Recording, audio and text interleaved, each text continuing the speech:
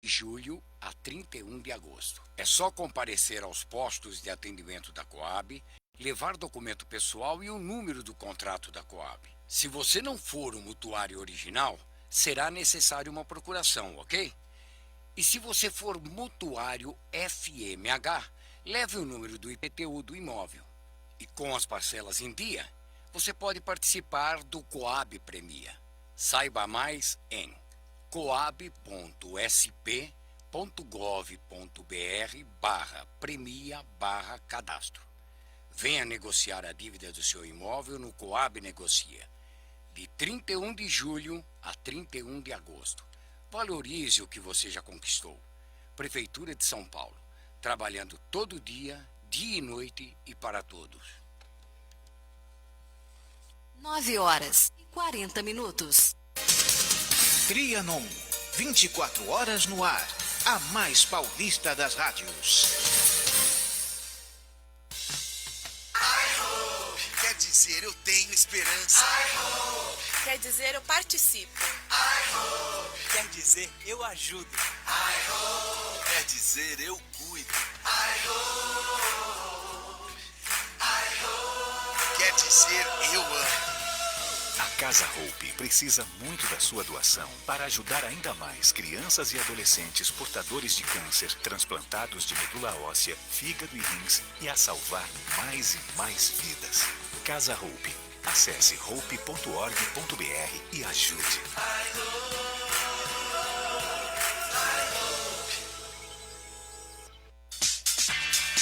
Feitos Assessoria, assessorando o crescimento do seu negócio. Assessoria contábil e fiscal, assessoria em administração de pessoal, legalização de empresa, declarações de imposto de renda, pessoa física e jurídica, licenças CETESB, bombeiros e prefeitura. Entre em contato conosco.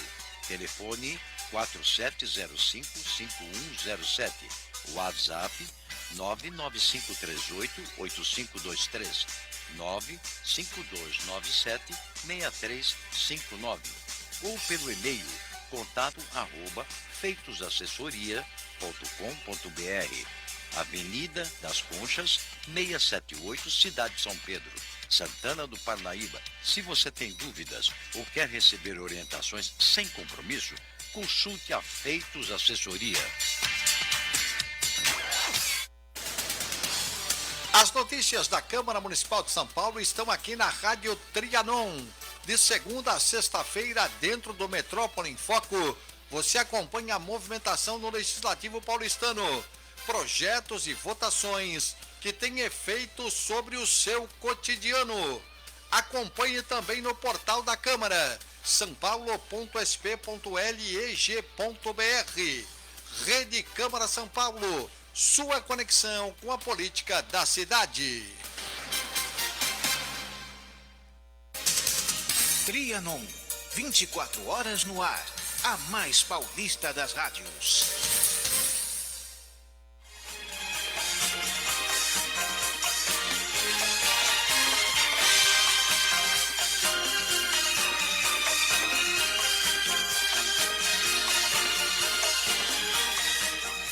Aqui no Retorno Metrópole em Foco, hoje nós estamos aqui recebendo o Miguel da Hora. Miguel da Hora, ele é mestre em Design e Tecnologia Emergente pela Universidade Anhembi Morumbi, pós-graduado em Gestão e Inovação Social pelo Instituto Amani. Bom, ele tem um histórico aí, mais de 10 anos de produções, enfim. E o currículo dele aqui é extenso, tá aqui, olha, as páginas aqui. Então, para a gente não perder aqui o nosso programa, falando somente do currículo a gente vai jogando naquele momento. Miguel, bom dia para você, um prazer ter você aqui conosco, aqui na Rádio Trianon. Muito bom dia, o prazer é meu também. E acho que ao longo da conversa realmente a gente vai entendendo aí onde nasceu toda essa relação com a educação e esse currículo todo mesmo. Exato. Eu dei uma lida aqui mais ou menos na sua trajetória e pelo que eu vi aqui você veio da periferia de São Paulo, é isso? Isso, sou Isso. jovem periférico, vivo na periferia até hoje. Na verdade, sou de Osasco, né? E eu sou crescido lá no Jardim Conceição, Zona Sul de Osasco. Zona Sul de Osasco, Jardim Conceição. Nem imagino, eu conheço autonomistas. Todo mundo conhece autonomista, todo mundo conhece Centrão de Osasco. Não conheço muito bem Osasco, não tem, embora um município aqui do lado da cidade de São Paulo, tão grande tanto quanto, vamos dizer, tem toda a pujança, tanto quanto a própria cidade de São Paulo, e acaba se confundindo, né? Sim. Osasco, enfim, atravessa ali, saiu da Corifeu, você já está em Osasco, Exatamente. né? Saiu da USP ali, você deu um passo, você cai em Osasco, você vem para trás, você está em São Paulo, bom, enfim. Aí você, quer dizer, você nasceu ali em Osasco, e esse jardim aí, que ficou um jardim, Jardim Conceição. é periferia de Osasco? É periferia da Zona Sul de Osasco. Historicamente falando, inclusive, né, foi ali a região onde se instaurou a primeira ocupação, né, que se firmou em Osasco, né? Houve um primeiro movimento ali de ocupação na zona norte de Osasco, mas houveram os movimentos também de reintegração de posse, e aí acabou não perpetuando as pessoas ali naquela ocupação, e depois disso elas migraram ali para a zona sul de Osasco, e aí lá o que antes era, né, o Jardim dos Trabalhadores, porque Osasco sempre foi essa cidade, né? Inclusive é o moto, né, de Osasco, é a cidade do trabalho. Então sempre teve essa força metalúrgica e das indústrias muito forte. Então tinha muitas pessoas que eram, né, desse lugar do trabalho assim. E aí juntaram lá então, né, o Jardim dos Trabalhadores, e aí aos poucos foi se estruturando aquilo enquanto um bairro, enquanto uma região. É uma região enorme. Então se você contar os bairros periféricos mesmo ali do canto sul de Osasco, a gente está falando de aproximadamente 120 mil pessoas. Então assim... expressivo. Então... Maior do que, só nesse pedaço aí, Isso. você está falando de 120 mil, maior do que muitos municípios. Exatamente. No país, né? Que dirá aqui em São Paulo. Bom, aí você nasceu ali naquela região, foi vivendo, estudando ali, né? Porque hoje eu tenho aqui que você é mestre, você é professor, você dá aula também, né? E como foi? A gente sabe que a educação, para quem vem de uma periferia, é muito mais difícil, muito mais complexo. E quem mora na periferia, muitas vezes, assim, tem que fazer opção. Ou eu estudo ou eu trabalho. Assim, ó, eu sempre optei pelos dois, assim. A minha relação com a educação, eu sempre tenho... Vou ser sincero aqui, tá? Eu nunca tive assim, eu nunca me vi nesse lugar de trabalhar com educação, pelo contrário. Acho que pelo histórico você vê que é muito generalista. Eu nunca fui diretamente, academicamente falando, buscar a educação. Mas a educação sempre me puxou muito. Então assim, o que acontece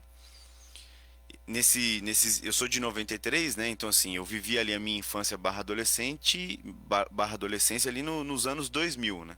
E era um momento de São Paulo como um todo de violência muito maior, né? A gente estava, na verdade, vivendo naquela época ali, aquela transição ali do crime organizado de vez se colocar, acho que no estado como um todo, e a periferia era muito violenta.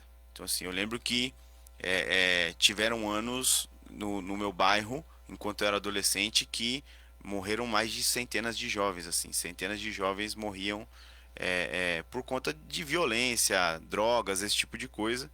Então gerou-se ali um contexto muito violento. Eu cresci num contexto muito violento. Eu costumo falar assim para as pessoas, né, querendo ou não, é uma realidade cruel de se ouvir, mas era uma coisa comum para mim sair de casa para ir para a escola e ter corpo estirado no chão. Ao mesmo tempo, o que aconteceu foi muitas iniciativas sociais começaram a surgir. E Osasco é a cidade do Banco do Bradesco, né? Exato. E aí eles têm a Fundação Bradesco lá da cidade matriz, e eles também construíram uma escola no meio da favela. Eu não sei se isso é... Ali, essa Fundação Bradesco é o Cidade de Deus. Exatamente. Eles já tinham então lá a Cidade de Deus, né, que na verdade era o núcleo, né, a sede do Bradesco aqui no Brasil, Então tinha essa infraestrutura também de ter uma escola ali para os filhos dos funcionários, mas eles já tinham a Fundação Bradesco, né, que é uma entidade filantrópica que leva educação Brasil afora, são muitas unidades ao redor do Brasil, é um projeto inclusive que eu tenho muito carinho, não só como aluno, mas também como educador. E eles construíram uma bem no meio da favela mesmo, no meio da quebrada. Dizem por aí, inclusive eu nunca fui atrás assim ao certo para ter certeza, que tem um trecho da música do Racionais que eles falam assim, ó: truta, eu tô louco, eu tô vendo miragem, um Bradesco bem em frente da favela é viagem. O pessoal lá da quebrada fala que eles estão falando da minha escola, né? Porque é literalmente isso, assim, ó. Imagina uma favelona mesmo, barraco um em cima do outro, e no meio do negócio surge um mega prédio da Fundação Bradesco, uma escola realmente com uma estrutura de ponta, tudo que você poderia imaginar, você tinha lá. E foi aí que, assim, começou de vez a minha relação com a educação. Porque antes tinha esse negócio assim, de ir para a escola. Mas quando você não tem muitas perspectivas, e eu acho que isso é inclusive das minhas principais lutas, quando eu tenho meus projetos sociais, esse tipo de coisa, que é como eu consigo ajudar as pessoas a desenvolver perspectiva. Quando você não tem perspectiva, por mais que você tenha acesso à educação, você não entende o valor daquilo, você não se engaja, você não se dedica, você não se desenvolve. E quando a Fundação Bradesco chegou lá, eles sabiam do contexto que eles estavam entrando, onde eles estavam pisando, e eles chegaram com muitos projetos junto. Eles incentivaram também projetos sociais que tinham ali em volta. Na época, a igreja como um todo foi muito participativa também na comunidade para ajudar mais projetos a surgir, etc. Mas a Fundação Bradesco levou também muitos projetos além das aulas. Então eu lembro que assim, ó, quando eu vi isso, eu caí de cabeça. Eu entrei em tudo que tinha na escola. Todo tipo de projeto que você imaginar. Você estudou nessa escola? Eu estudei nessa escola. Nessa escola que é no meio da quebrada. E aí, todo tipo de projeto eu entrei.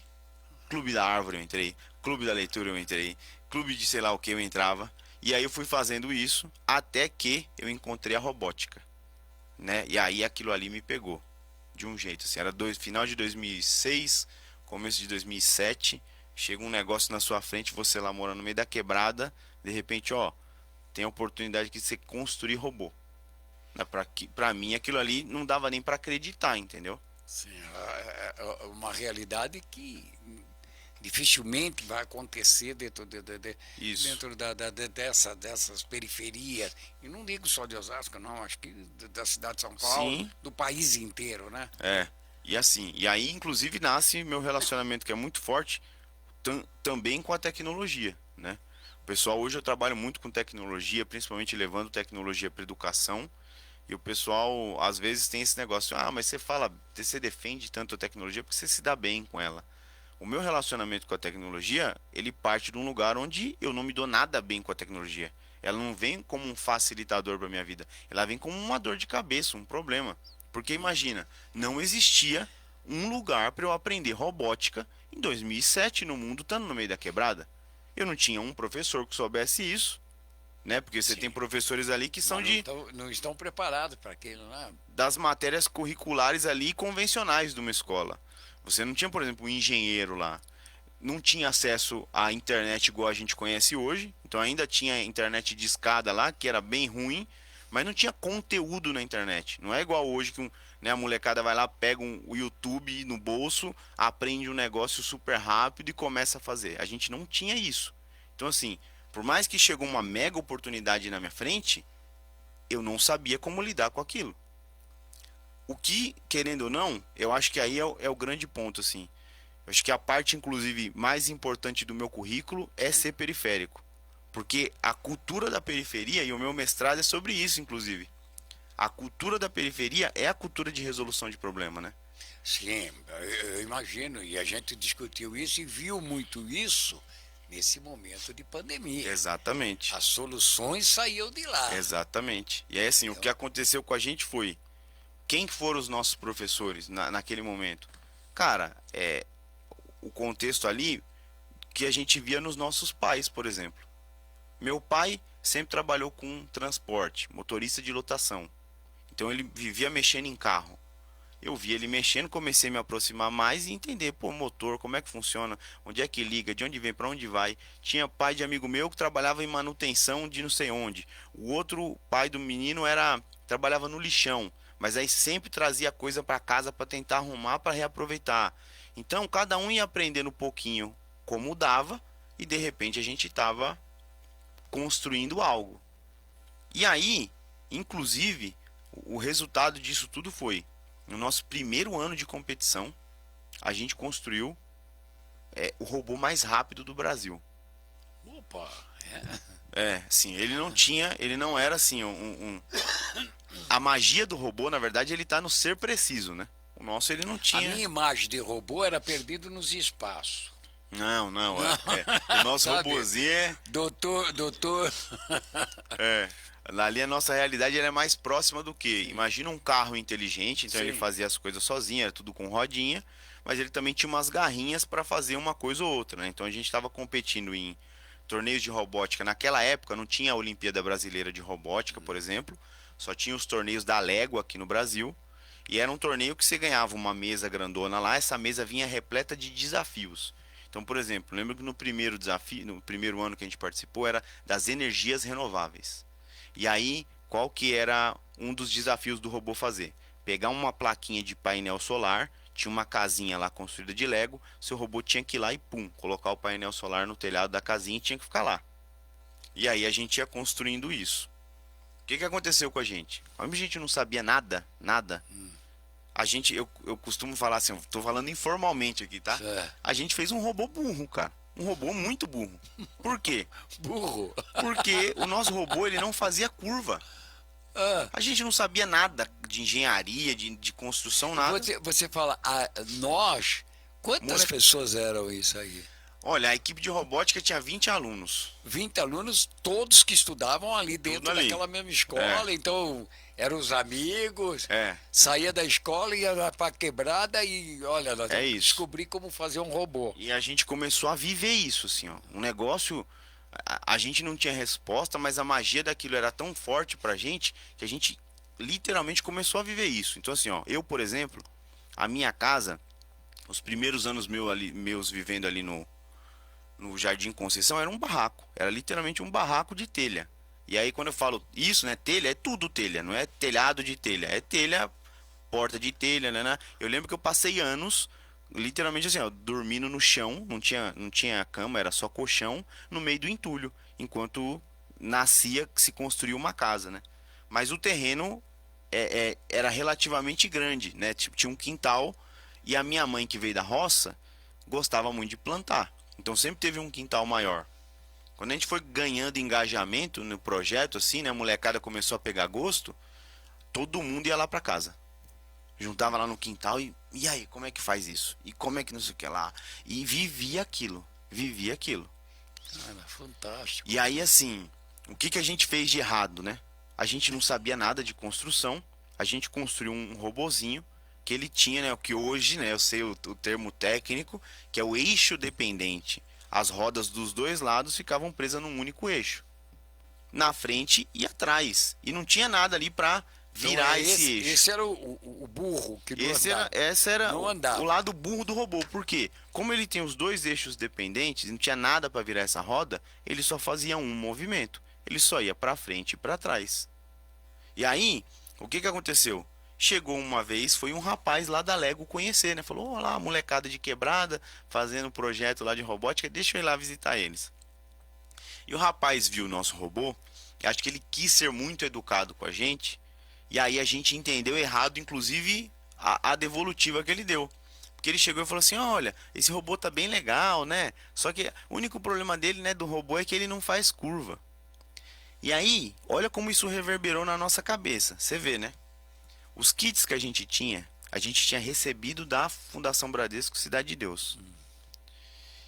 E eles tinham comprado kits novos lá para a escola e os kits do modelo antigo veio pra gente. Na nossa cabeça, moleque de quebrada, né? A gente tinha aquela rixa com o pessoal da Cidade de Deus, porque os playboy, não sei o que tem. Exato. E a gente botou na cabeça o quê? É a elite contra... Isso. E o que a gente botou na cabeça? Olha só o que os caras fizeram.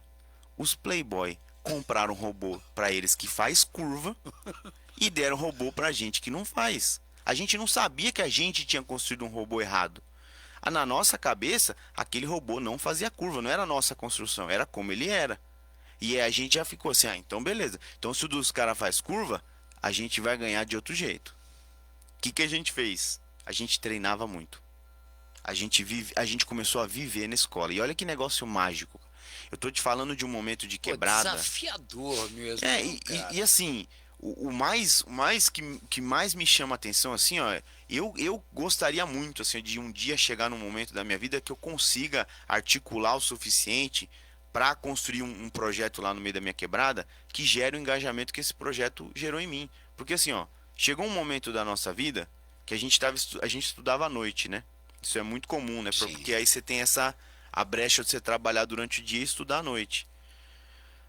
Chegou um momento da nossa vida que a gente ia para a escola às 7 horas da manhã e saía 10 horas da noite, cara. Literalmente você isso. vivia a escola 24 horas. Tinha o horário da robótica, mas a gente chegava antes, cara. E aí, qual que é a grande questão?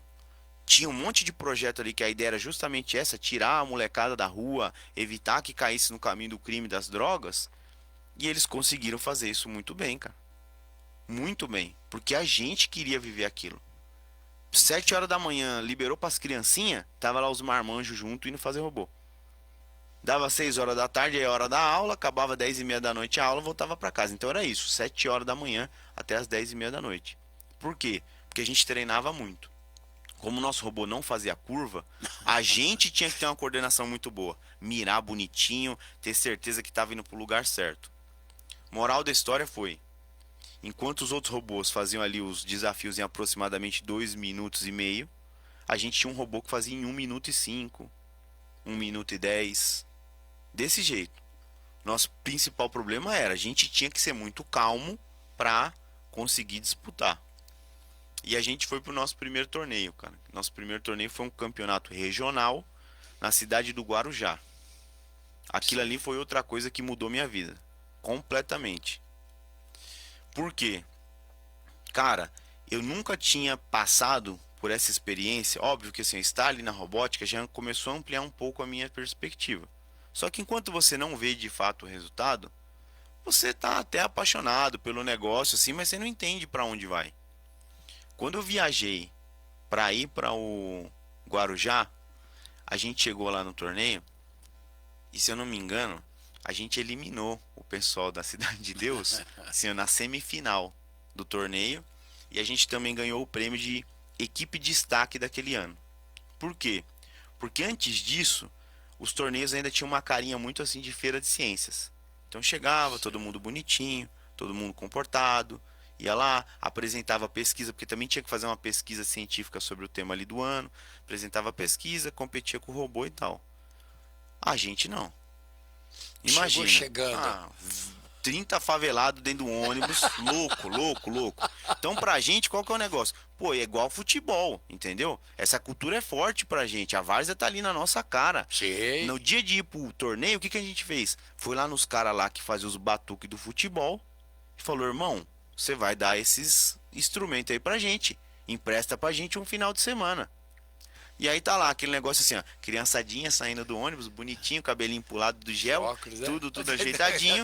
De repente, monte de louco, meu, camiseta do time, boné, a gente mandou fazer boné assim, ó, com o nome do time escrito, descendo com o batuque, tum, e grito de guerra. A gente fez grito de guerra pro time, música igual música de torcida de futebol, convencemos a escola a levar uns alunos a mais, que não era nem da equipe, só pra fazer barulho. Eles não entenderam nada. Eu lembro certinho assim dessa cena. A gente desceu, tinha um pessoal lá testando um robô novo assim, e aí uma galera olhando assim um robô novo. De repente chega os loucos. E os caras dentro do ônibus assim, ó, na hora que descer do ônibus já prepara pra começar o batuque. O primeiro pisou, Escorpiões, o nome da equipe era Escorpiões. E toma, e grita, e berra, e pula. E a gente fez bandeirão. Olha que doido, olha que bando de doido. A gente Vocês entraram assim no clima mesmo de futebol. Final de Libertadores, entendeu? Um negócio assim, ó, pra você ter uma ideia, olha o nível de doideira da gente. A gente, inclusive, se isso aqui um dia chegar lá no pessoal da escola, me perdoe, inclusive, por isso, mas o que a gente fez? A gente queria muito fazer um bandeirão. Vai chegar. A gente queria muito fazer um bandeirão. O que a gente fez? A gente foi lá e enganou o pessoal da escola, meu. Chegou no hora, combinamos assim, ó, vamos fazer um bandeirão, vamos fazer um bandeirão. Não tem material pra fazer isso, não, vamos dar um jeito. Combinamos aqui um com o outro, fomos lá no almoxarifado, falamos assim, ó, vamos picadinho no almoxarifado, falar que tá querendo coisa ali pro trabalho. Se cada um pegar um bocadinho, final do dia tem um bandeirão. Chegou, preciso de um pouco de tinta aqui pro trabalho de artes. Preciso de um pedaço disso aqui pra sei o que lá. Preciso de um pincelzinho da Fundação Bradesco. Muito obrigado, hein, pessoal da Fundação Bradesco. Mas, eu acho que isso aqui é orgulho para eles. Para falar, pô, não é só a possibilidade da forma como eles fizeram, de uma forma ou de outra, bicho, né? Mas vamos lá. Sim. Aí o que aconteceu? O mais doido de tudo que o cara não entendeu nada foi quando eu cheguei no final e falei assim, amigão, eu preciso de um pedaço de papel TNT. Aí ele falou, quanto? Eu falei, uns 3, 4, 5 metros, o que você conseguir pra mim. Não, tudo isso? Como é que você vai usar isso aí no trabalho? Eu falei, não, a professora que tá pedindo, eu acho que ela vai cortar na aula. Sei que eu saí da escola com 5 metros de TNT debaixo do braço, cara. O que a gente fez? Foi todo mundo lá pra minha casa, botamos aquele TNT no bandeirão, tinha um menino lá que era muito bom de desenho, ele foi lá, passou o lápis rapidinho pra de repente um escorpião do tamanho dessa sala aqui. E aí, moleque, né? Não sabe o que tá fazendo. Tinta mesmo lá. Quantos anos vocês tinham? Sei lá, 13, 14 anos. Legal, tipo assim, legal. 15 anos. E aí o que a gente fez? Botou o TNT no chão, pintou.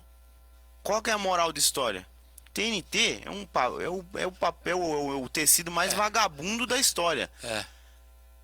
Na hora que a gente levantou o TNT do chão, ficou o escorpião na bandeira e um escorpião de 5 metros no chão da minha casa lá, que ficou uns 5 anos aqui lá e não saiu de jeito nenhum. Na hora que a minha mãe viu, ela queria me matar. Falou, Miguel, o que é isso aqui, cara? Que você pintou um escorpião? Eu falei, mãe, não era esse o intuito não, viu? Isso aí foi o brinde. Sei que a gente conseguiu fazer o bandeirão, levou tudo pro torneio. Chegamos lá no torneio, a gente ficou lá, foi bem na disputa do robô. Ganhamos o prêmio, troféuzinho, levamos um troféuzinho pra casa lá de destaque, equipe de destaque, por causa disso, doideira, 100%. E conseguimos uma vaga pro torneio nacional. Naquele dia, eu voltei pra casa, eu não era mais a mesma pessoa. Porque naquele dia, primeiro, então eu voltei ali já com essa primeira percepção assim, o mundo é maior do que eu imaginava. Tem outras coisas por aí. Mas o que principalmente me mudou foi, irmão, se eu consigo me esforçar a nível de ganhar do pessoal que tá ali no centro, a nível de vir aqui, e quase chegar numa final, a nível de chegar aqui e conseguir uma vaga lá no Campeonato Brasileiro, isso significa uma coisa. Enquanto eu me esforçar, ninguém consegue me parar. Eu tô no meio do Conceição, eu não tenho acesso a nada, o meu kit é o velho, nosso robô é torto. Mesmo assim, a gente fez tudo isso. Por quê? Porque a gente acorda 6 horas da manhã, 7 horas tá na escola, 11 horas da noite tô em casa. Perseverança pura, né, bicho? Entendeu? E aí, tipo assim, eu voltei pra casa com essa cabeça. Falei, enquanto eu tiver de pé, fazendo as minhas coisas certinho, sem dever nada pra ninguém, me esforçando no que eu acredito, não interessa o tamanho do buraco, cara. Eu vou conseguir chegar onde eu quero. E acabou. Depois daquele dia, nunca mais eu fui o mesmo. Foi depois desse torneio que eu fundei, inclusive, né? Comecei, né? O meu primeiro projeto social. O que aconteceu, né? Eu voltei de lá, cara, transformado. E eu falei assim, agora eu tenho um outro problema que é o quê? A robótica é muito da hora, só que só dá pra entrar 20 pessoas. Eu tô num bairro que só meu bairro sozinho tem 20 mil, 30 mil. Sim. Tá errado essa conta, cara. Imagina se mais jovens ali igual a mim pudessem ter tido essa oportunidade. Eu falei assim, cara, vou dar um jeito de ensinar robótica pros outros. Eu aprendo lá e passo pra cá. Beleza, o que eu fiz? arrumei uma mesa velha com meu pai. Aí eu não tem uma mesa velha aí não? Você falou com quem? Beltrano, Cicrano. De repente tinha uma mesa velha de escritório lá. E aí e aí assim, não tinha dinheiro para comprar kit, né? Os kits de Lego lá tudo muito caro. Não tinha como pedir um negócio desse pra escola. O nosso já era doado, quem dirá eles me doar alguma coisa. Sim, sim. Comecei a gente descobriu, foi isso eu e mais uns 3 amigos que era da robótica assim, ó. A gente descobriu que tava tendo um curso de robótica no Sesc Pinheiros com sucozinho, botãozinho, esses negócios assim.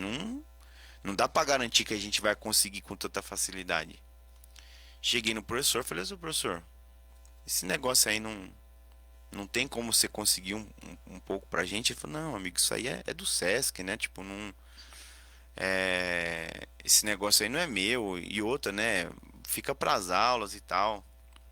Falei, normal, né? Daí eu falei, eu já tô aqui, o que custa eu tentar? O não já tenho, né? Eu cheguei e falei pra ele, ó, professor, porque assim, na verdade eu vou te falar porque que eu quero isso. Não quero levar pra casa porque é legal. Expliquei pra ele, falei, ó, eu sou daqui, eu vivo isso aqui. Você viu ali que a gente até soube fazer as coisas mais rápido, porque a gente já tá fazendo. Só que eu acho que, a outra molecada tinha que ter esse acesso. E aí ele falou, ele virou pra mim e falou assim, você fica até mais tarde pra desmontar? Eu falei, filho, se você quiser eu varro aqui, eu passo o pano no Sesc inteiro. E desde então foi assim. Aí a gente ia, fazia aulinha lá legal, porque aprendia também uma outra coisa. Ficasse pra desmontar, podia levar. Começamos a levar as coisinhas pra casa, botamos a mesa lá. Chegamos num outro doidinho lá que tinha no meio da quebrada lá que fazia adesivo, banner, esses negócios. Pedimos pra ele fazer um adesivo pra gente, pra botar na mesa. E botamos lá um adesivo, a gente chamou naquela época lá de Robocatas, né? Que era robô com sucata. E aí botamos lá na mesa lá Robocata e começamos a chamar os moleques das outras escolas, escola pública. Né? Você não achou de que facilidade, né? Dessa dificuldade. Eu tive que criar uma facilidade ali. Isso. Tá? Mexer, o chamado jogo de cintura, né? Você tá com. Eu tô com problema, cara. O problema já tá aí. E isso daí eu vi muito na época de pandemia com o pessoal de periferia. Sim. E a gente discutia muito. E você está falando em robótica, eu estou falando em vários outros setores. Sim. E a gente percebeu o seguinte, que muitas discutir fome aonde? Bom, vamos discutir a fome, mas nós vamos marcar um jantar lá no edifício Itália, todo mundo, porque a gente tem que resolver o problema da fome. Mas, e como é que a gente se encontra? Você toma um Uber, você vai de carro, tem estacionamento. Ninguém vai de condução, ninguém vai de ônibus, de metrô. Não. Aí vem discutir o transporte. E isso foi uma das coisas que nós trouxemos aqui para o programa, para mostrar, cara, a solução está de você ouvir quem está passando o problema. É isso, assim. E eu concordo 100% com isso. Inclusive, assim, eu não sei até se você tem uma linha específica aí, porque senão eu já vou dar um salto no tempo aqui. Não, eu não tenho. Aqui, assim, a pauta aqui, ela tá aberta. Eu tenho várias coisas aqui, como começou a sua relação com a educação, nós estamos falando aqui agora, né? Como você se interessou por essas novas tecnologias. Sim. Então, é o seguinte, eu vou deixar em aberto aí, porque eu acho que você consegue formar a sua linha do tempo melhor do que eu. Sim. Ó, eu vou dar um pulo no tempo e depois a gente volta para entender como eu cheguei lá. Ó. Mas esse ano, final de junho, eu fui para a China participar da reunião dos novos campeões do Fórum Econômico Mundial. É um evento que eles, né, com exceção aqui desse período de pandemia, eles fazem isso todos os anos, né? Então o Fórum Econômico Mundial é muito famoso pela aquela grande reunião, que é a reunião de Davos, que eles fazem lá no começo do ano, mas eles têm essa reunião também no meio do ano, que eles chamam de Summer Davos, inclusive informalmente, que é a reunião de novos campeões do Fórum Econômico Mundial, que ela é especificamente focada em discutir muito mais sobre ciência, tecnologia e inovação dentro dessas áreas. E eu, por ter esse histórico aí de trabalhar com educação e também por valorizar muito, né, as minhas origens, as minhas raízes enquanto periférico e entender também o valor disso, que eu acho que isso aí é uma das coisas mais importantes que a gente deveria, inclusive, lutar cada vez mais para desenvolver nas pessoas, essa capacidade, esse recurso de reconhecer as próprias habilidades, aprender a dar um nome para isso e se valorizar com o que você tem já. Eu trabalho muito com essa discussão de futuro do trabalho, né? Foi uma coisa que eu descobri alguns anos atrás e começou a me chamar a atenção, me deixou preocupado. E então eu venho trabalhado cada vez mais com isso, e por conta desses trabalhos, dessas atuações, eu fui convidado para ir para lá. Inclusive, assim, enquanto jovem, eu fui o único representante do Brasil, né, nesse espaço. E aí eu fui convidado, inclusive, para uma sessão fechada, né? Tem as sessões abertas, que o pessoal ali, convidados do fórum como um todo, participam, e tem outras que são mais estratégicas e são fechadas. E eles me convidaram para uma sessão fechada de reskilling, que é basicamente o termo ali, um dos termos usados para o que a gente chama hoje de requalificação, quando a gente olha para o futuro do trabalho, né? O trabalho do amanhã. Entendo. E aí dentro dessa sessão de reskilling, assim, ó, tinha muita gente tomador de decisão. Galera poderosa mesmo, assim, ó. O presidente das organizações multinacionais, daquelas, sim, as grandonas.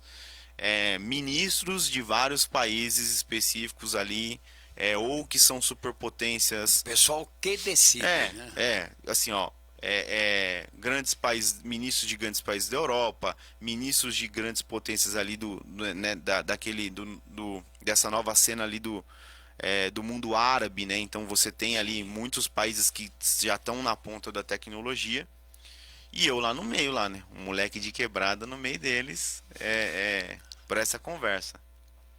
E aí, assim, começou a conversa, né? A discussão ali, e entrou naquele lugar, assim, é muito dado, né? É dado para cá, é dado para lá, né? Dados que eu acho super importante, eu uso no dia a dia, eu não vivo sem. Eu acho que é muito importante também você ter essa capacidade de ter uma visão global, mais atuação local. Acho que as duas coisas, elas têm que se amarrar muito bem. E aí eles estavam lá falando dados, só que para mim eu já estava achando um pouco sem sentido, porque querendo ou não, o dado pelo dado, quando ele está posto ali num documento, num relatório, num estudo, cara, tudo bem, ele está lá. Eu sei que vocês têm acesso a essa informação, né? Vocês são os tomadores de decisão.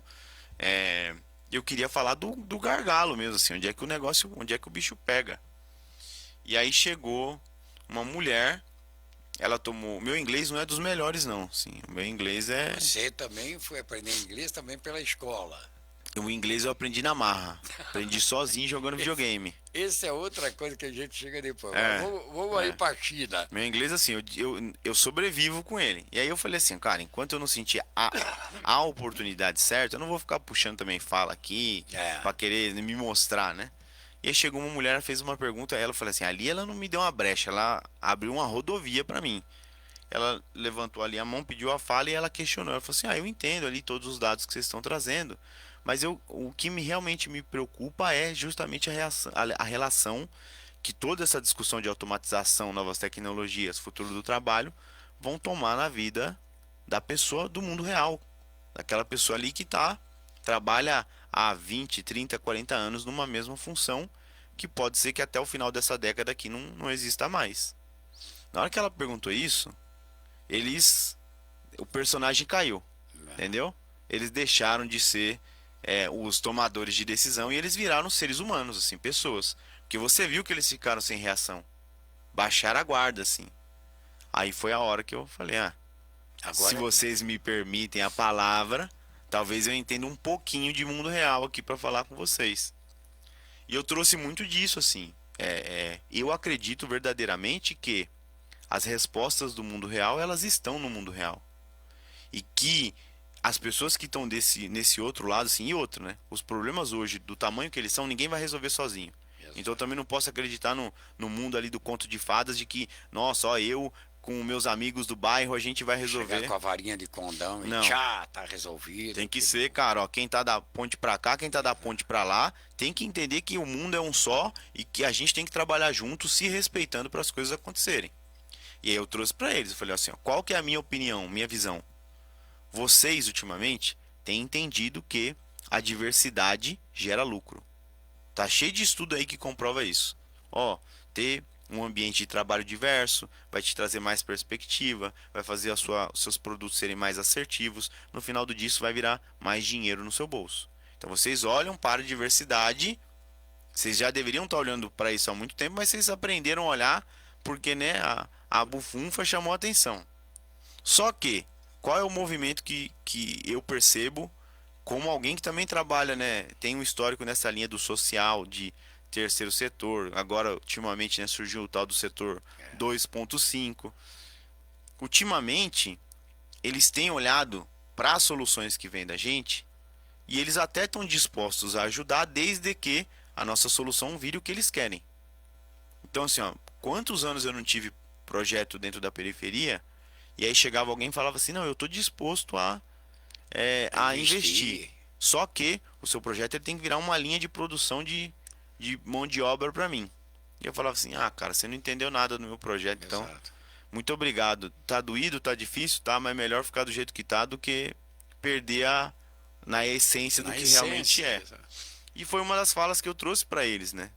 Eu falei assim, meu inglês péssimo, imagina meu inglês péssimo. Eu sou, cara, assim, a minha maior escola na vida, com toda a gratidão aí à Fundação Bradesco, mas a minha maior escola da vida foi e sempre será Racionais MC, tá? Tudo que eu consigo imaginar de conquista, de perrengue que eu passei na minha vida, de alguma maneira tem um trecho ali do Racionais que me ensinou, que me elucidou e etc. Você leva como bandeira. Pra mim é um negócio assim que eu repito no dia a dia, assim. Inclusive o que não sai da minha cabeça é o famoso do lava o rosto nas águas sagradas da pia, nada como um dia após o outro dia. Então é isso. Bora trabalhar que a gente chega lá. E aí eu tentei fazer ali até um Racionais em inglês ali pra eles, que eu falei assim, ó, tem um trecho de uma música do Racionais que ele fala assim, né? Tenha fé porque até no lixão nasce flor. Só que qual que é o problema? Vocês aprenderam que no lixão nasce flor. Só que o que vocês fazem? Vocês vão no lixão, arrancam aquela flor de lá.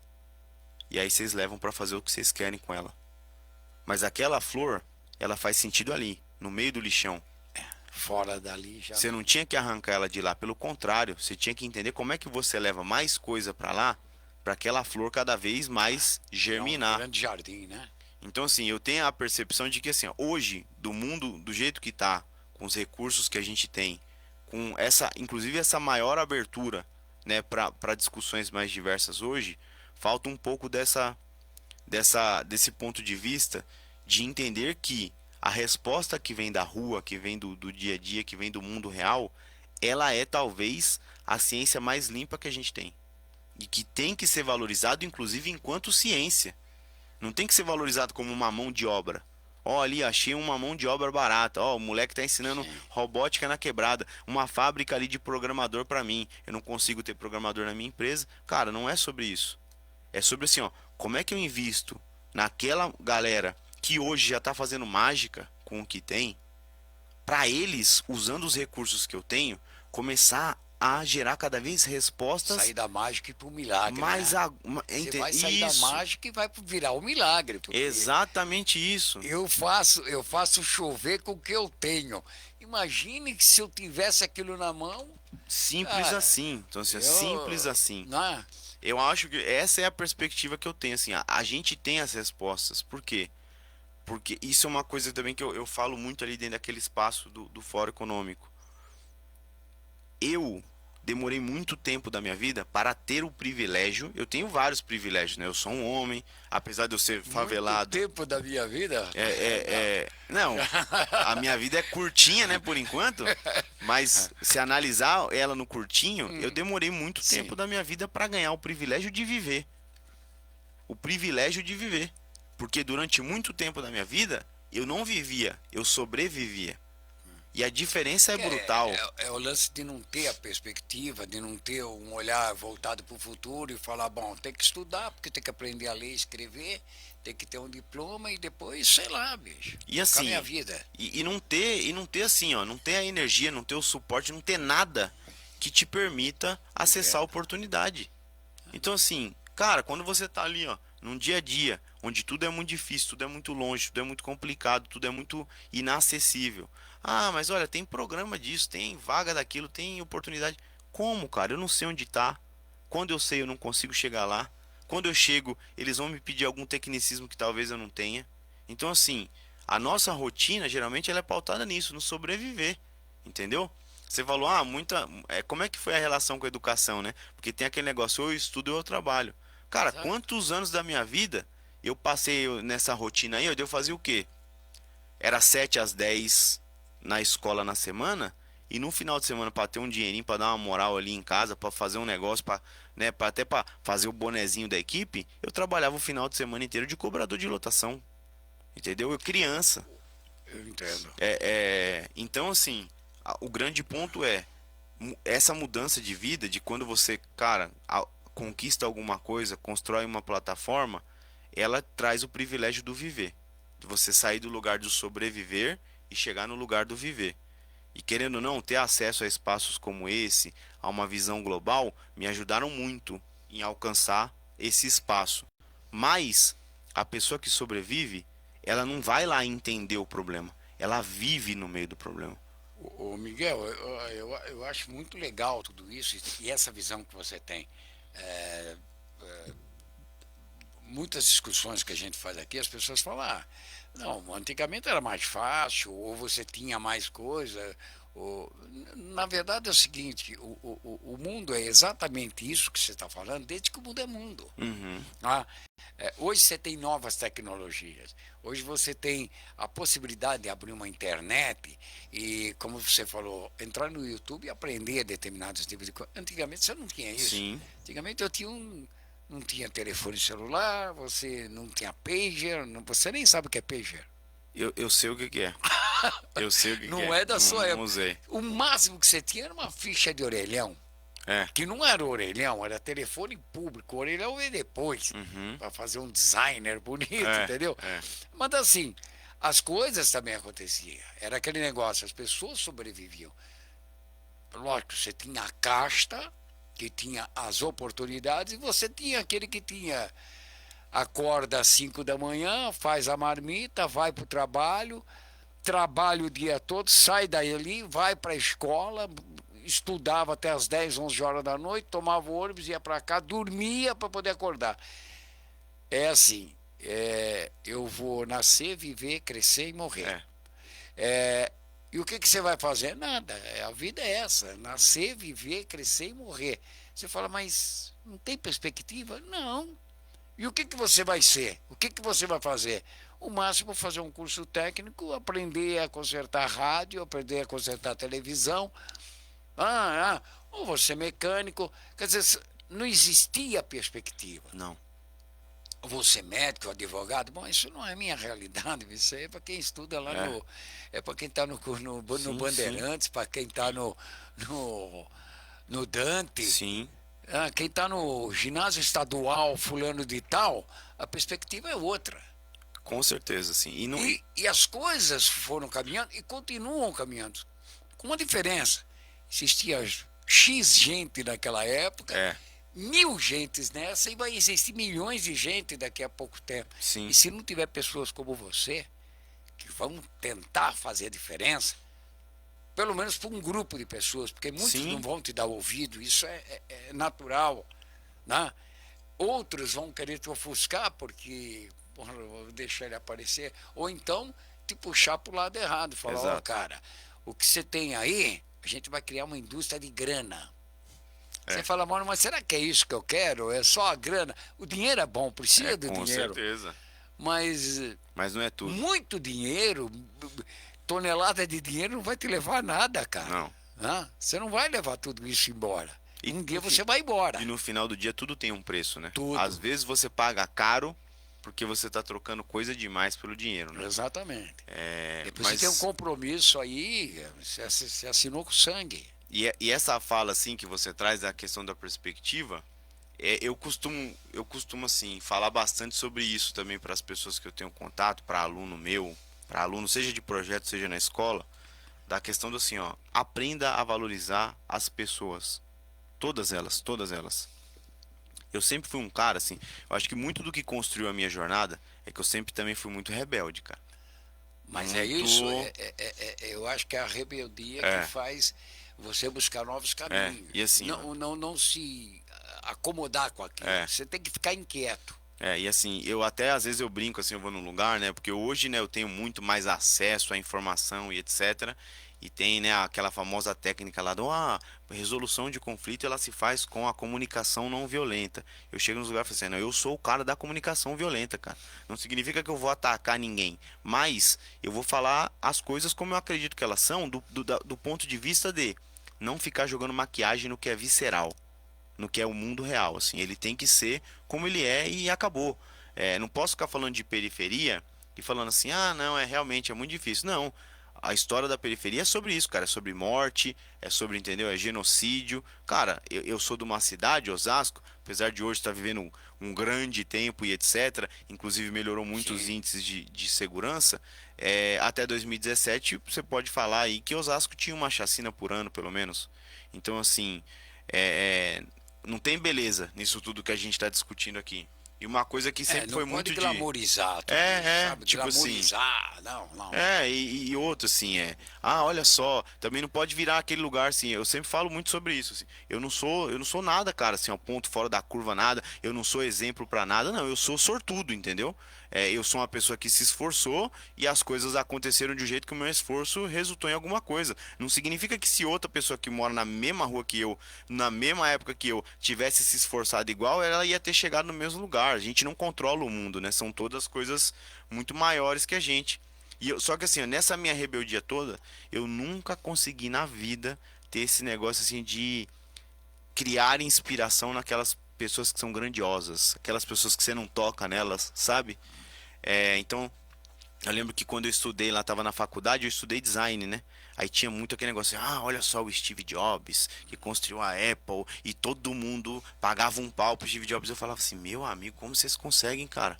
Eu não sei quem aquele cara é, assim, eu não sei como ele é no dia a dia, entendeu? Eu sempre tive, cara, um negócio assim, ó, as pessoas que me inspiram são as pessoas do mundo real. Então, uma das coisas, por exemplo, né, quando o pessoal que fez essa ponte, né, pra eu estar aqui, me mandou ali um pouco da sua trajetória. Eu falei, pô, que história da hora, cara. Que legal poder sentar na mesma mesa que esse cara, que tem uma história de vida dessa. E, por exemplo, pra mim, assim, ó, um cara que... Ele é um herói, assim. Eu falo desse cara em qualquer lugar que eu vou. Tem um maluco lá na quebrada lá que é o Cícero. O Cícero faz marmita, entendeu? O Cícero, ele é analfabeto, cara. Ele só sabe fazer marmita, cozinhar. Só que ele construiu a casa dele fazendo marmita. Ele criou os 3 filhos dele fazendo marmita. E ele ainda faz, cara, a alegria ali de muita gente naquela quebrada fazendo marmita. Quantas vezes no dia você para pra falar assim, nossa, fazer marmita é um negócio tão incrível, né, cara? Alimentar uma pessoa, garantir acesso à alimentação é uma coisa tão incrível. A gente não faz. A gente olha pro chat GPT e fala, e olha só como a inteligência artificial é incrível. Exato. Mas será que é só aquilo que é incrível? Será que a gente não consegue, cara, no dia a dia, entender que tudo isso aí é um tijolinho, tudo isso constrói alguma coisa? Então eu pego muito nesse ponto também de tipo assim, ó, aprenda a valorizar as pessoas do mundo real, cara. De entender assim o quanto eles constroem pra você. Com toda razão, porque tem muita gente que acaba glamorizando. Muitos assim, nem conhece a pessoa, nem sabe o que ele faz, conhece ele somente por aquilo, quer dizer, você não tem história de vida, você não tem nada, e de repente você glamoriza quem você nunca vai conhecer. Exatamente. E aí você tem um cara do seu lado que você Exatamente. fala, pô, esse é o cara, né, meu? Esse faz acontecer.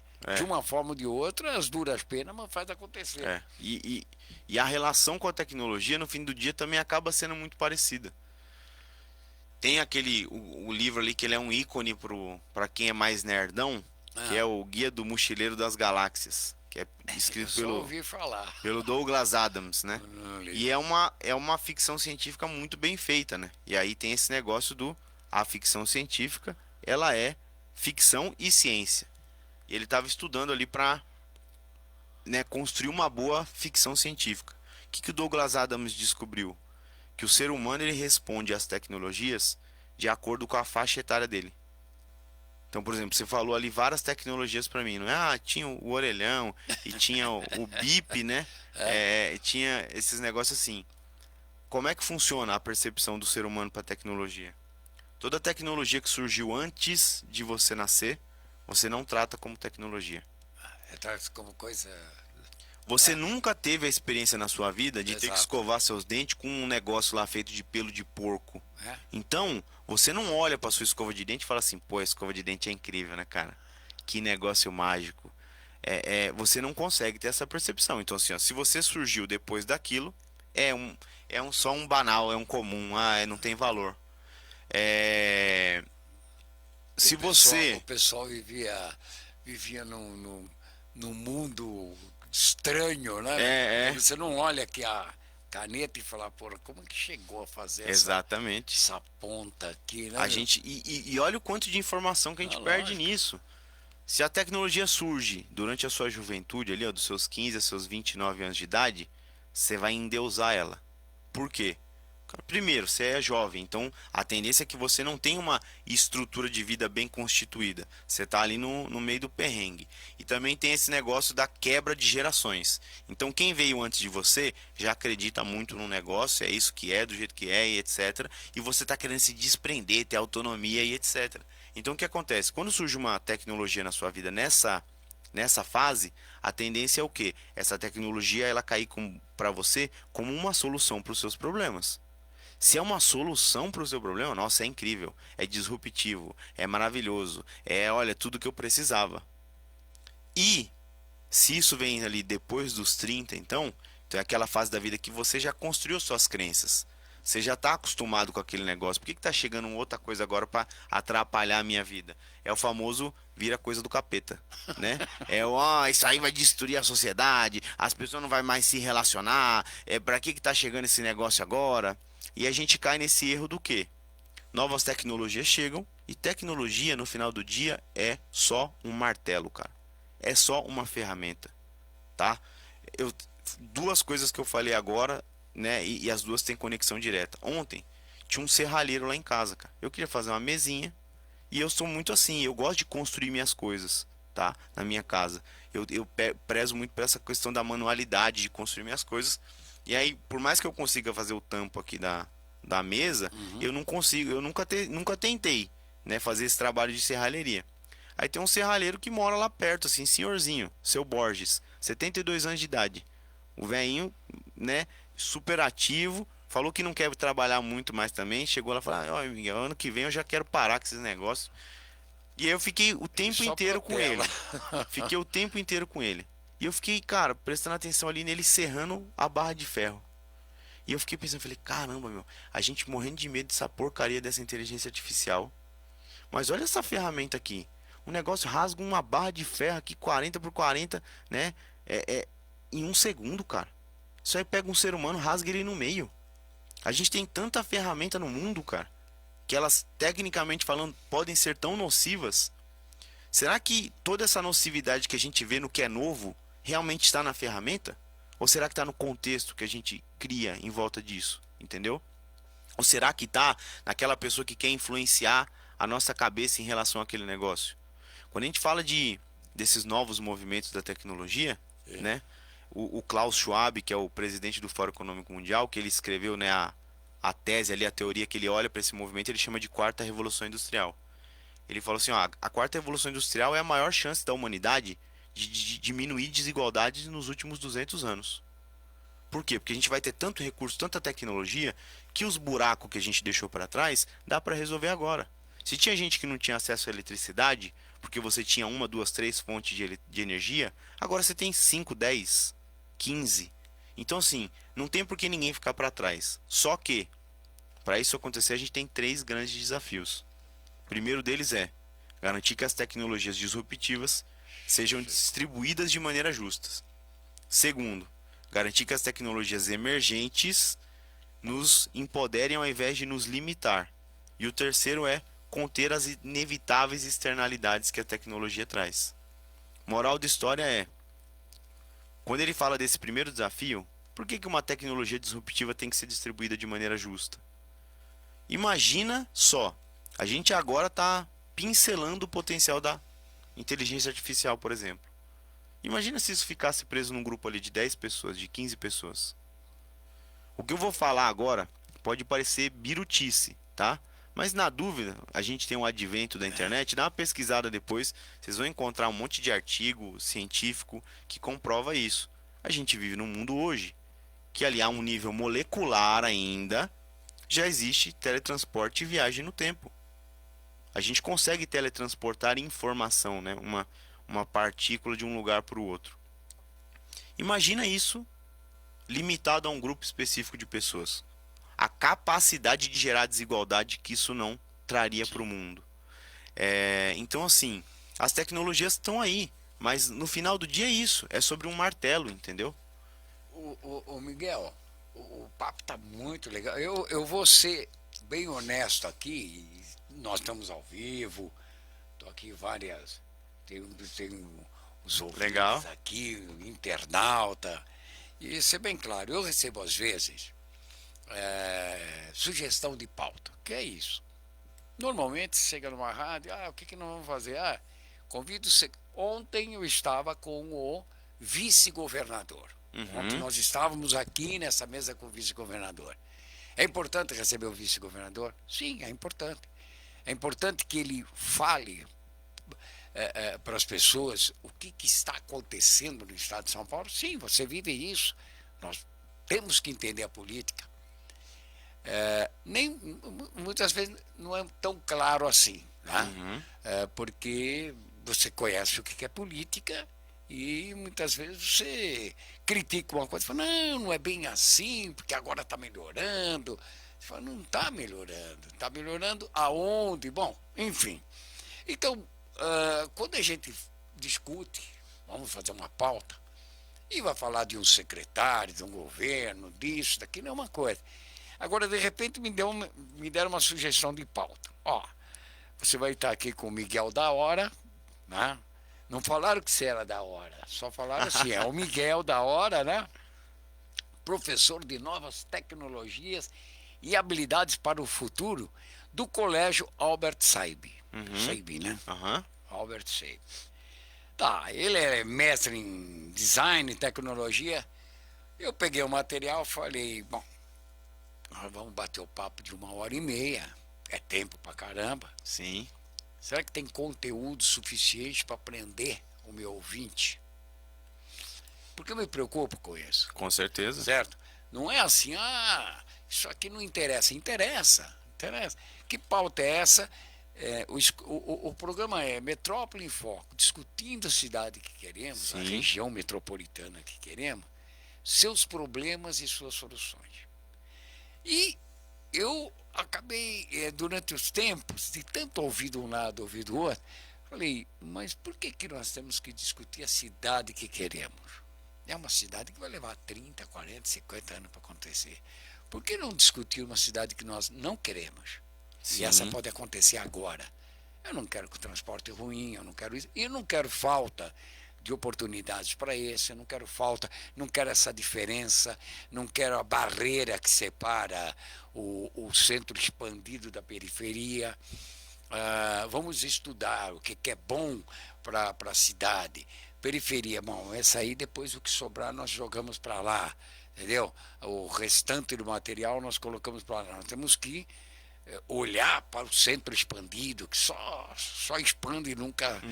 E eu vou ser honesto, cara, eu olhei assim, eu falei, bom, do Limão a gente vai ter que fazer a limonada, não vai ter jeito. Mas eu vou lá, porque assim, não conheço a pessoa, nunca vi o Miguel na minha frente, como você nunca viu o Pedro. Sim. E de repente, bom, dá para levar? Dá para levar. Depois vamos tocando, isso aqui vai ser interessante. E eu acho que é interessante demais, eu acho que tem muita coisa aí que um programa só não dá para fazer, Miguel. Estou sendo honesto falar contigo. Tem muita coisa. E assim, e é bom que os nossos governantes, governantes não, os gestores aí, entendeu? Essas pessoas que estão aí, que se elegeram para mudar a vida das pessoas, porque todo mundo, na hora da campanha, fala que eu quero ser prefeito, ou vereador, ou deputado, porque eu quero mudar as vidas das pessoas. Não consegue nem mudar dele, mas ele está tentando mudar dos outros. Né? Como se escolasse, mas está tudo bem. Mas que eu ouvisse isso e entendesse de onde sai. E que depois, eu vou te contar a história, que no tempo de pandemia, todo mundo discutindo como é que as crianças vão acompanhar as aulas online através disso aqui. E eu estava lá na periferia, conversando com um sujeito, uma liderança ali, né? Lá da periferia, ele falou, eu não sei porque que o pessoal fica discutindo, falar quantos milhões precisa para comprar tablet, aí você compra tablet no teu chip, aí no teu chip, no teu negócio. As pessoas estão discutindo sexo dos anos, ele falou, era tão fácil resolver isso. Aí ele falou para mim, você tem um celular? Eu falei, tenho. Teu celular é pós-pago ou pré-pago? Não, o meu é pós-pago. Você usa todos os teus planos de dados? Eu falei, não. Ele falou, por que você não doou o restante para mim? Então você vê assim, que da necessidade sai a solução. E ele falou assim, só que ninguém quer nos ouvir. Sim. Então ele falou, olha, veja bem, todo mundo que tem celular pós-pago não usa seus planos de dados do total. E você pode doar. Porque se eu não tiver crédito, você faz o Bluetooth, aí você joga aqui, eu vou compartilhar minha internet com você. Agora, se você doar e fizer com que as operadoras obriguem as operadoras a distribuir, pronto, nós já começamos a ter internet de graça. Quem não pode pagar, já está tendo. E não é de graça, porque você já pagou. Exatamente. Só está transferindo de um para o outro. Agora, ninguém veio perguntar para nós se a gente tinha uma solução para tudo isso. Você está entendendo? Então, aí eu falo, pô, é legal essas conversas, porque você entende, assim, existe a possibilidade. Precisa ter oportunidade. Exatamente. E assim, e é difícil estar nesse lugar. Isso é muito difícil. Você falou, realmente, assim, não é um papo para, não é um, acho que é assunto para um papo só. Inclusive, se quiser, a gente faz num outro dia para falar só de futuro do trabalho, cara. Porque isso hoje é a dor que eu carrego comigo. Assim, eu tenho clareza de todos os dados aqui na minha cabeça. Eu tenho uma linha do tempo de quando as coisas estão para acontecer. Eu imagino os cenários do que vão acontecer com as pessoas, mas eu sinceramente não sei quem eu tenho que mobilizar para tentar mudar alguma coisa. Assim. Eu tento de todos os lados, mas ainda não achei o caminho. Eu acho que, óbvio, eu acho que o caminho está nisso, está no governo, realmente está no poder público, em construir políticas públicas que vão cuidar das pessoas. Só que é um negócio que me tira o sono. Assim, eu vou poucos dados, tá? Segundo o relatório do Fórum Econômico Mundial, que é hoje o mais amplo do mundo em relação a isso, mais de 700 empresas ao redor do mundo ouvidas, com um total de mais de 11,3 milhões de funcionários sendo englobados nisso. Estima que daqui até 2027, por conta dessas transições todas de muitas tecnologias chegando, muita coisa sendo automatizada, muita coisa nova surgindo, 44% das habilidades de todos os trabalhadores tendem a se tornar obsoletas. Desses trabalhadores todos, então, ou seja, metade do que a gente sabe talvez não tenha valor nenhum daqui a 4 anos, daqui a uma Copa. Fora isso, 6 a cada 10 trabalhadores terão que passar por um processo de reskilling, que eles falam. Só que existe uma diferença entre o que é reskilling, o que é upskilling e o que é requalificação, que a gente conhece hoje. A requalificação é sobre você melhorar o que você já tem de habilidade para fazer melhor, né? Menos esforço e mais resultado. O upskilling, que é o que eles chamam, é quando o seu trabalho mudar drasticamente, parte do que você fazia não existe mais, e você vai ter que aprender uma coisa nova para continuar desempenhando aquela mesma função. Mas o que eles falam lá é que 6 a cada 10 vão ter que passar por reskilling. E o reskilling é um cenário onde a função que você desempenha não existe mais. Você ainda vai ter os seus conhecimentos básicos, óbvio, se você sabe ler, escrever, fazer uma conta, isso vai ter algum valor, mas a função que você desempenha não existe mais. Fora os outros dados todos que são alarmantes. Então, assim, as empresas tem a lista lá de habilidades para o futuro, que é o que eu ensino, né? Sou professor de habilidades para o futuro. Exato. De onde você tira isso? E nós nem começamos a conversar sobre isso. Não, não. Por isso já estou convidando para que venha outro programa. Esse relatório ele sai a cada 2 anos, 2, 3 anos. E aí o que acontece? Lá tem a lista de habilidades para o futuro, que nada mais é o que? A lista que as empresas colocam como as coisas que eles querem ver nos funcionários nos próximos anos. Bem. No top 1 ali de coisas que eles querem ver tem pensamento analítico. Depois vem pensamento crítico. Coisas tudo que a gente chama de habilidades socioemocionais. No top da lista deles de habilidades que eles querem investir para desenvolver nos funcionários deles tem inteligência artificial, big data e etc e tal. Ou seja, conhecimentos técnicos que inclusive são datados. Você aprende essa tecnologia amanhã, você não tem garantia nenhuma de que ela vai estar depois de amanhã, ela vai estar lá, entendeu? Lógico. E eles querem que a gente tenha o quê? O socioemocional, ou seja, eles querem investir numa coisa que é completamente diferente do que eles querem que a gente tenha. E o mesmo estudo aponta ainda que eles querem ver o retorno desse seu treinamento em no máximo 1 ano. Ou seja, metade das suas habilidades podem se tornar obsoletas. O que eles vão investir em você para você desenvolver não é o que eles querem ver no fim do dia. E se você não mostrar resultado em 1 ano, você está correndo risco. Isso é a imagem crua do futuro do trabalho. E aí a pergunta que fica é, o que vai acontecer com a pessoa que é o trabalhador que a gente conhece, cara? Entendeu? Que é o trabalhador que tá ali agora, ali, ó, na labuta, daqui a pouco é no busão, daqui a pouco é no metrô e etc e tal, que tá lá, trabalha, cara, 10, 15, 20 anos naquela mesma função e que amanhã vai deixar de desempenhar ela, por quê? Porque vende ali no primeiro marketplace, ali no Mercado Livre, vai vender o robô que faz a mesma coisa que ele por R$ 150, cara. Então, esse senhorzinho de 72 anos aí, o seu Gomes, né? É o seu Borges. Seu Borges, perdão, seu Borges, está com 72 anos, mas a profissão dele está fadada simplesmente sumir, porque o robô vai poder fazer tudo aquilo, vai cortar, vai serrar isso, aquilo, vai pegar um portão e pronto. Eu tava conversando a mesa em ordem. Esses dias atrás com o marceneiro. O marceneiro falou assim, olha, meu amigo, a minha profissão não existe mais. Exatamente. A minha profissão não existe mais, eu não sou mais marceneiro. Hoje eu sou um projetista. Por quê? Porque a máquina que serra lá a peça para mim, ela vai fazer tudo. Ela mesmo serra, ela mesmo põe a fita, ela mesmo faz o buraco, ela faz uns desenhos que eu não conseguia nem fazer eu com a minha ferramenta. O que eu ia gastar 1 mês para fazer, ela vai fazer em 10 minutos, entendeu? Só que o seu Borges, ele trabalha com isso, cara, desde quando ele se entende por gente. Ele tem 72 anos de idade, se ele trabalha porque ele precisa trabalhar. O que ele vai fazer nesse amanhã em que por mais que ele trabalhe... E a inteligência artificial vai acabar também com muita profissão?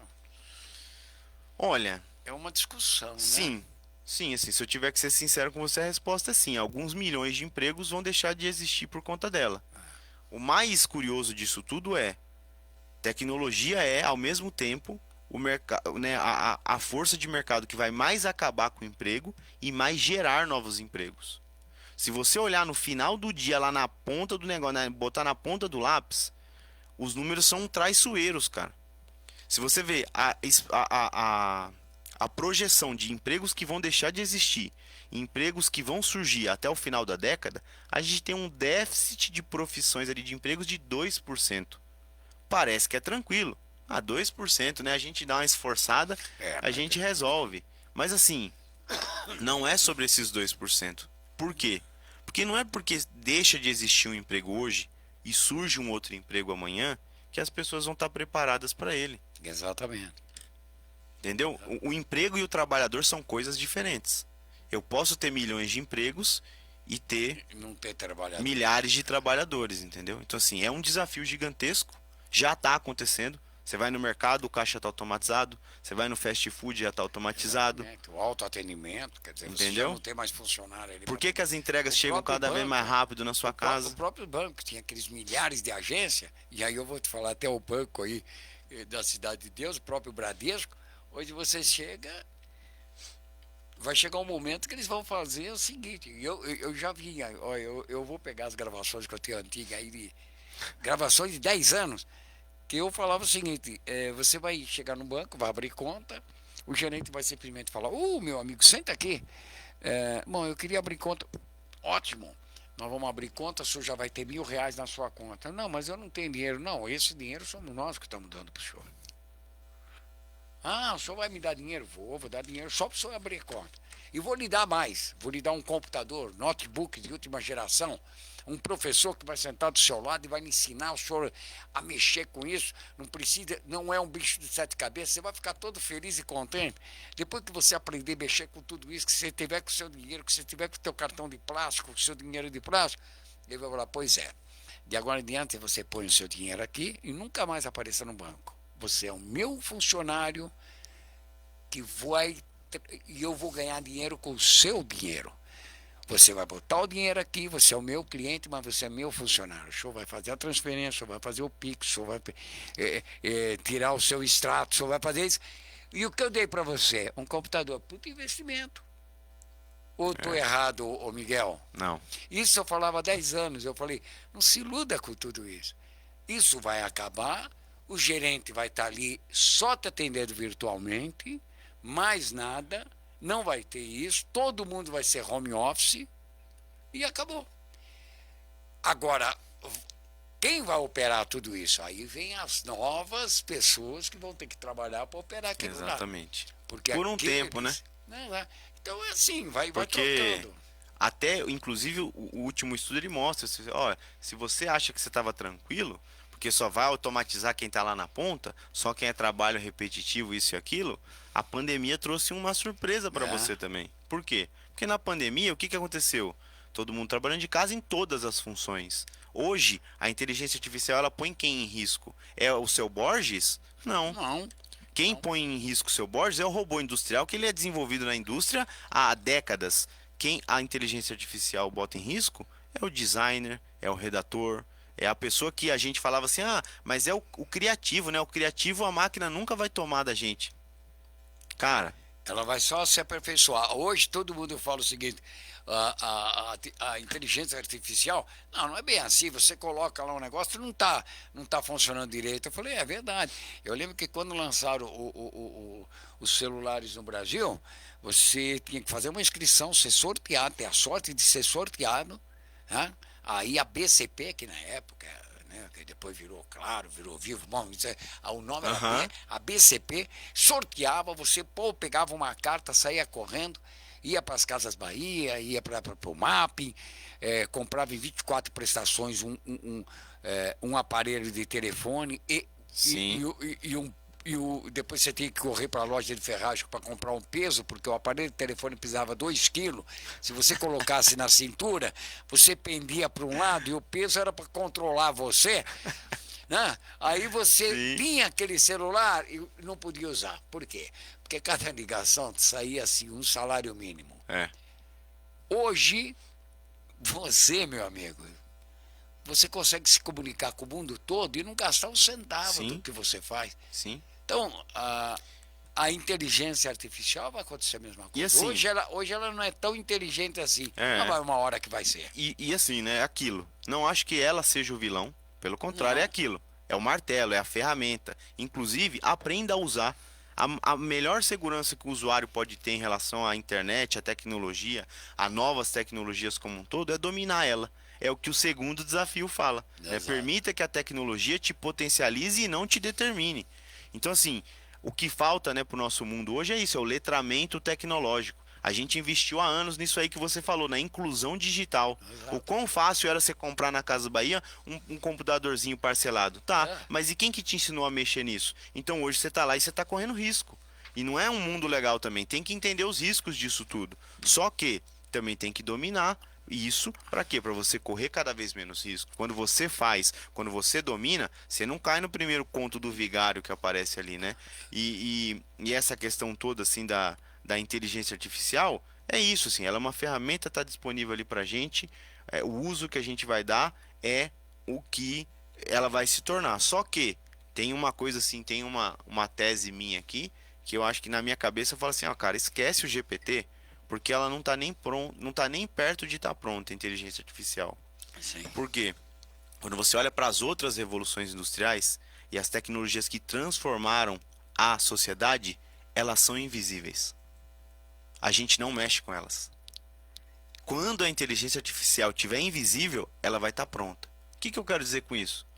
Quais foram as duas últimas que a gente teve? A eletricidade. Você mexe com eletricidade, queima a resistência do seu chuveiro, você sai correndo para pedir para alguém trocar. Ninguém mexe com eletricidade, ela está invisível, ela está dentro da sua parede, ela está em cima da sua cabeça, ela está fazendo você ouvir a gente aqui agora. Mas você não tem esse contato com ela. Ela é o motor da sociedade. Ela está ali fazendo o trabalho dela e você convive como se ela nem existisse. O que veio depois disso? O chip. Quantos chips vocês já trocaram na vida de vocês? Não estou falando de chip de telefonia móvel, não. Quando dá pau no seu computador, quando dá um pau no seu celular, o que você faz? Vou ali na primeira galeria ali, ver se alguém arruma ali para mim. A gente não mexe na tecnologia que transforma o mundo. Onde é que está o motor do seu carro? Quem domina um verdadeiro motor? Ou você ainda tem que ir lá no mecânico que é um especialista naquilo? As tecnologias que movimentam a sociedade, elas se desenvolvem num nível de... Elas ficam tão fáceis de você usar que você vai acabar usando porque você não percebe que ela está ali. Por osmose. Então, assim, quando a inteligência artificial chegar nesse lugar, aí sim, ela vai ser o que a gente vai entender que vai estar transformando a sociedade. Enquanto ela faz barulho do jeito que faz, ainda está engatinhando. Miguel, nós estamos terminando o Metrópole em Foco de hoje, já convidando, já falando aí que a gente vai ter que marcar um outro programa, porque é o seguinte, nós não falamos aí sobre você como professor, o que você está fazendo. Se você, outra coisa que eu queria explorar também é a sua volta, né? Hoje, com esse pensamento, depois que conseguiu fazer aí o robô fazer curva, né? Você volta à escola, volta à comunidade, tem um olhar para... Você hoje tem uma certa idade, mas você entra ali e olha aquele garoto de 13 anos e fala: eu fui esse garoto um dia. E hoje eu posso falar para ele como ele ser melhor do que eu fui e daqui para frente. Porque é isso que a gente Sim. olha, né? Sei lá, nós também não falamos aí. Queria explorar mais esse chat GPT aí, que isso Com aí certeza. tá tirando o sono de gente, tá tirando o sono de redatores, está tirando o sono de jornalistas. Tem Sim. jornalista preocupadíssimo com isso, escritores, né? Os caras falavam: acabou, tem gente aí que está escrevendo um livro por semana, está lotando tudo isso. Não é bem assim, mas vamos conversar a respeito disso. E aí, eu tenho muita coisa aí. Queria falar aí também sobre o novo ensino médio. Com Isso certeza. é muito importante. Delicado e importante. Então a gente já pode combinar, quem sabe já para semana que vem um bate-papo, mas isso aí eu faço aí Combinado. em off e depois eu jogo aqui. Então, eu quero agradecer, além dos nossos ouvintes, aí tem vários internautas aqui, o Salvatore, Marco Povirente, o Maurício Moura, o Zé Mendonça, o Marcelo Kassab, a Rita Valente, Luiz Delfino Cardia, Djalma Franconetti, o Célio Gildio, a Simone Gil, o Geraldo Nunes, Décio Clemente, Marco Calazans. Bom, e aí uma série de ouvintes, internautas aqui que está com a gente e que eu gostaria de participar. E por que não? Algum ouvinte desse também sentar aqui na mesa. Olha, você conhece um pouco, dá para a gente sentar e discutir, trazer ouvintes também. Com certeza. Eu acho que ele tem que não ser coadjuvante, mas ser protagonista desse bate-papo e dessa discussão. Então, olha, Miguel, você é da hora, viu? Muito obrigado aí pela participação. Mas volta, né? Super. A gente Já aceitei o convite, a gente só vai ver quando. A gente só vai acertar aqui a data que não seja dia 7 de setembro, que é feriado, vai estar todo mundo dormindo. Sim. Né? E no dia... Provavelmente não será no dia 8 de setembro, porque esse, se não está dormindo, foi viajar. Aí é perigoso, entendeu? E a gente quer, assim, a participação de vocês. Então a gente já vai deixar vocês livres aí. E terminando o Metrópole Foco de hoje, lembrando que esse programa tem oferecimento Sicredi, que é a primeira instituição financeira cooperativa do Brasil. E agora, na sequência, você vai ficar aí com a Débora Mendonça, ela que vai atualizar em tempo real o trânsito aqui na cidade de São Paulo. E voltamos amanhã. E já aguardem, o Miguel vai voltar. Eu acho que isso aqui é um papo, olha, vai levar alguns programas para começar a tentar se esgotar do assunto, ok? E voltamos amanhã. Valeu? Tchau! Empresário, quer uma instituição financeira que proporcione mais liberdade, segurança e rapidez? Abra sua conta empresarial no Sicredi. Aqui você tem Pix, PF, PJ grátis e sem limite de transações. Cartão de crédito com cashback, antecipação de recebíveis da maquininha e linhas de crédito com taxas justas. Canais digitais para resolver tudo na hora e participe.